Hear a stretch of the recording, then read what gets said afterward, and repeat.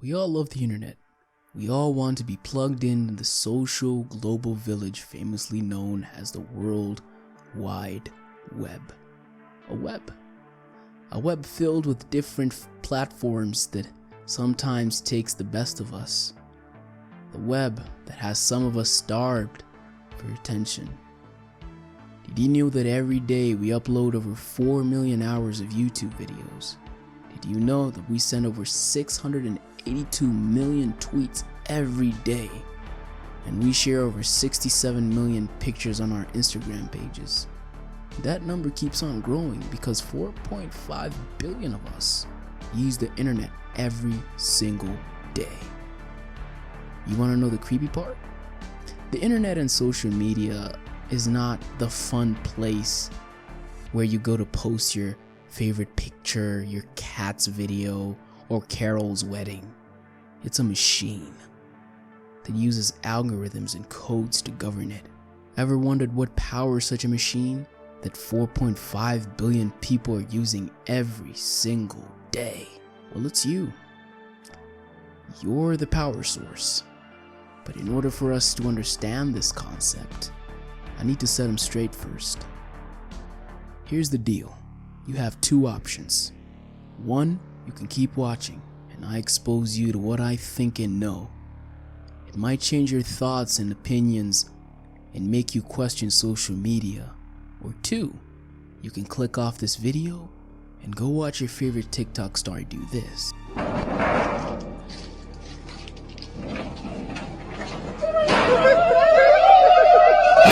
And keep on living your lie in peace. But don't say I didn't warn you. So what's it gonna be, champ? The countdown starts now.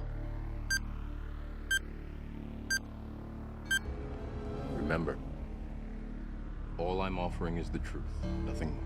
Very well. Let us begin.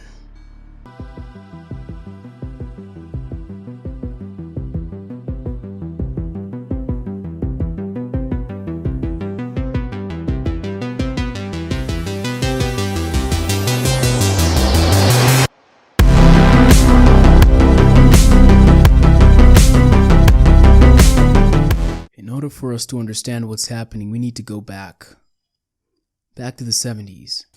But the question is, what was happening in the 70s? 1. The Beatles broke up. Kent State happened. The gas crisis. Right or wrong, oil prices are moving definitely upward.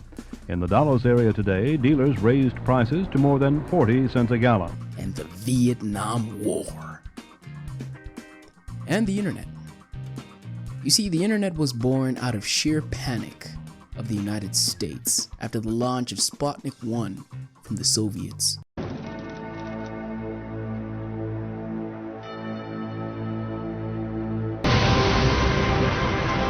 On October the 4th, 1957, while the Americans were still finalizing their plans, Sputnik was launched.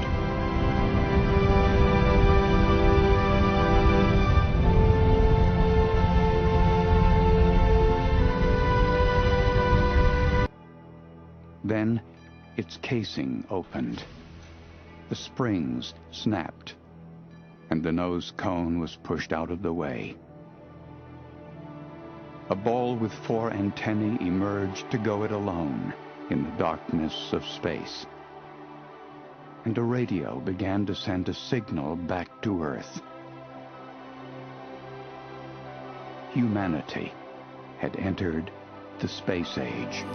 Its aim was to further the chances of Americans surviving a catastrophic nuclear attack, and also satisfying the need for faster launch times. But today, the internet has evolved to something very, very different. Like I said, the internet was around since the 1970s, but the world gained access to it in the 90s. You see, in 1971, Ray Tomlinson sent himself the first email, and this was revolutionary. At first, there wasn't much to do on the ARPANET beyond transferring data files among its members. But then, a new capability was added, the first killer application that would bring in the masses and take the usefulness of computer networking to a new level. That killer app was email. I was actually working on a mail program, but it was programmed for a single computer so that you could send messages from yourself to another user on the same time-sharing computer. And I had written a couple of programs to transfer files, and it occurred to me that since the mailbox that I was sending these messages to was nothing more than a file, I could send that file across the network instead of keeping it within the same machine. And so I put two programs together, modified the code a little bit, and the first email program was created. In the late 90s, the first website came into play. Tim Berners-Lee, who was working at certain labs, had a different vision for the internet. What we know now as the World Wide Web. It spans the globe like a superhighway. It is called Internet. The net to longtime users. Internet is a whole group of networks. The net is made up of some 12,000 individual computer networks. Internet began back in 1969. It was a tool of the Pentagon. But nowadays, just about anyone with a computer and a modem can join in, usually for a nominal fee. And in 1990, the first web page was put up. Now finally the internet was within reach to all people. Now when it comes to search engines, there were very little at the time. But for those who were born in 1980, you might have had knowledge of a web page known as Webcrawler that stepped into the scene for a very tiny minute. And later Google took over in 1998. And so began the internet race. Here we go. In 2003, Skype stepped into the scene where users could communicate with other users over the internet, and in 2005, it revolutionized the internet calling industry and paved the way for the greatest and most expansive internet communication app, where it introduced video calls. David Hafe's sister is half a world away. There was no way for him, his wife Allie, or their one-year-old daughter Kayla to talk to one another until now. Nothing that we've come across has compared with Skype.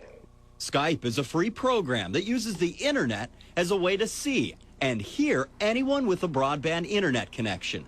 Allie and David use it to talk to relatives in China or their friend Corey. There she is. Hi, Erica. She lives in Raleigh. Using a microphone and a web camera which you buy, you can see and hear the person you're talking to using a broadband internet connection. She does. She looks so much older. Allie and David bought theirs for less than $50. Yeah. In 2004, a college student by the name of Mark Zuckerberg made a little website called Facebook.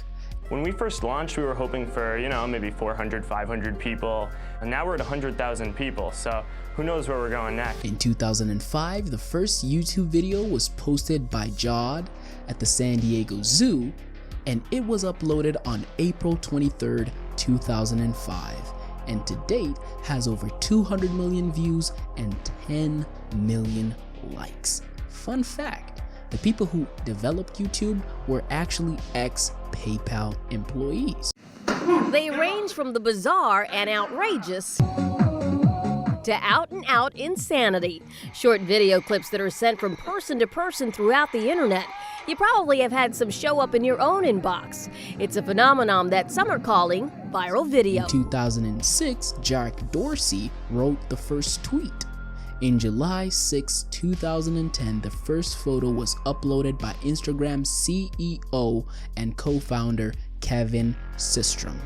In July 8, 2011, Peekaboo, which will later be known as Snapchat, was launched by Reggie Brown and Evan Spiegel.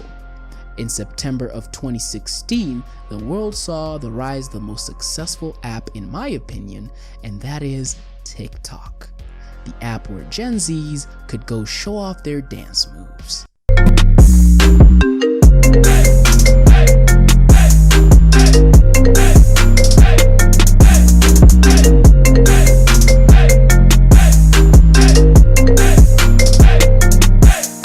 Now that we've traveled from 1971 to all the way to 2021 with our latest entry being TikTok, you have to realize something. All the companies we have mentioned are now multi-billion-dollar companies, even TikTok, that is estimated to be worth over $100 billion. And this app has been on for less than 10 years. But how is a company like Facebook able to buy powerful companies and small startups such as WhatsApp and buy billion-dollar apps like Instagram to build what God knows will be called as the metaverse? Like, just think about it. Oh my God. I need a break. Enough. Now I'm wondering, these companies are working like well-oiled machines. Don't get it twisted. Congrats on the creators, but you're making over $100 billion in less than 10 years. This is what took Amazon over 20 years. I don't get it. Like, what are these companies doing that is so amazing that makes them run like a freaking new bike? And then it hit me. This isn't real. What is real? How do you define real? If you're talking about what you can feel, what you can smell, what you can taste and see, then real is simply electrical signals interpreted by your brain. What is the Matrix? Control. The Matrix is a computer-generated dream world, built to keep us under control in order to change a human being into this. No. I don't believe it. Yeah, I know. It's just a movie. But let me tell you something. It's the truth. First, we're going to break down what Morpheus says. This isn't real. What is real? How do you define real?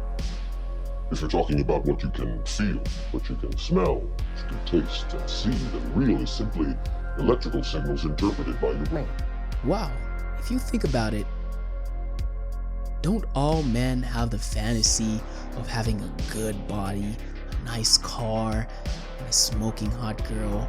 But on the internet, you can have that. Whether real or fake, you can get to see these unrealistic beauty standards that will keep you on Facebook and Instagram and TikTok or YouTube for a long time. Whether the body is natty or not, whether the car is leased or rented, or whether the booty is real or fake, it attracts billions of people onto these platforms.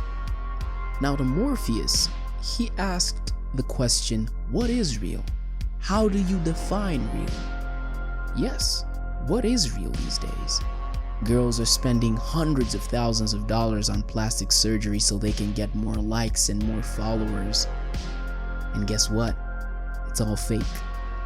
In reality, you might meet the same girl in person and she looks like trash. Remember that Kim Kardashian picture? Which might be true or not? Hey, you be the judge. What is the Matrix? Control. The Matrix is a computer-generated dream world, built to keep us under control in order to change a human being into this. Most people are literally living in social media, and once they get plugged out, they aren't too happy about it. Just take a look at this guy.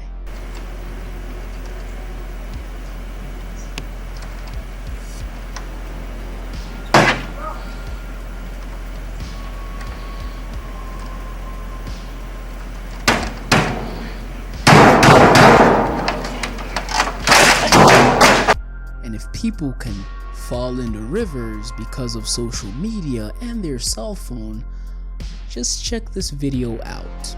It is maddening for everyone else. It is an epidemic, texting while walking. And tonight, one town is saying it's time to level fines against people who walk into the streets heads down, everybody else trying to dodge them. And new videos show it is more than just a nuisance. Here's ABC's Dan Harris. texting and walking, that thoroughly modern epidemic. Look at this guy walk into a wall, or this woman walk into a mall water fountain. And check this out, a bear on the loose, and this man texting almost walks right into him. The videos are funny, but the problem is serious. According to the most recent numbers, more than 1,000 people went to emergency rooms because they got hurt while walking and distracted on the phone. Double the year before, which was double the year before that. Bonnie Miller walked off this pier into Lake Michigan and had to be rescued by the Coast Guard. I couldn't let pride stand in my way of warning other people, to not drive and text or walk and text. It can be dangerous. Hence, keeping you in control, because you can't harness what you can't control. Let me make it a little bit more clear. The more you stay on social media, the more money they make through you. And that's evident. People can't put down their phones these days.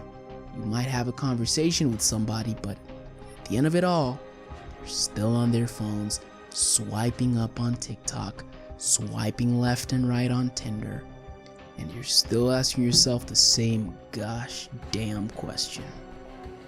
Why are people so addicted? What's holding them captive? Well, here's the thing. You see, without you, there is no money. Without you, there are no ads. Without you, there are no profits, and there is no wealth.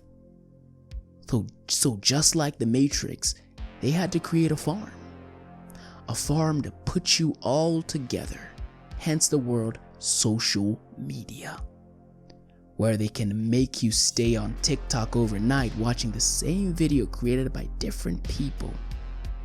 They show you half-naked plastic surgery girls on your Instagram feed.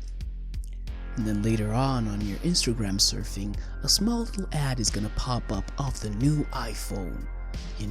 That's faster, that has better image and video quality, and that's going to make your experience better on the platform, they say. Or in extreme cases, they'll do this. He started his company with some friends at university. 14 years and billions of users later, Mark Zuckerberg found himself at the heart of America's democracy, delivering an apology. We didn't take a broad enough view of our responsibility, and that was a big mistake. And it was my mistake, and I'm sorry. Mr. Zuckerberg is in Washington to explain how the personal details of Facebook users were collected without their permission by a data analysis company, Cambridge Analytica.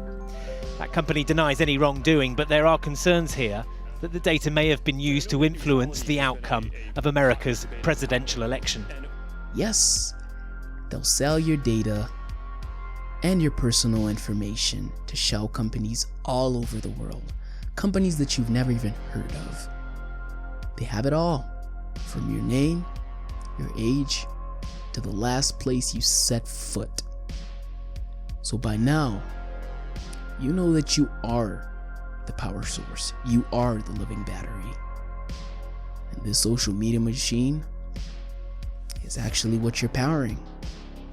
You're that small Duracell battery that's powering social media. Without you, they're dead. So they have to keep you hooked. And with the metaverse coming along, well, God knows what's in store for us. My advice, hey, stay woke and be careful what you share on social media. Can we beat it? Not really. Don't be stupid. We can't beat it. It's already taken over. It's already embedded in the core of society. What I can ask you is to take care. And hey, remember, they're watching. And you are the power source. Thanks for watching. Don't forget to like and leave me your thoughts. This has been your guy, JEFFOFFICIAL 47, signing off.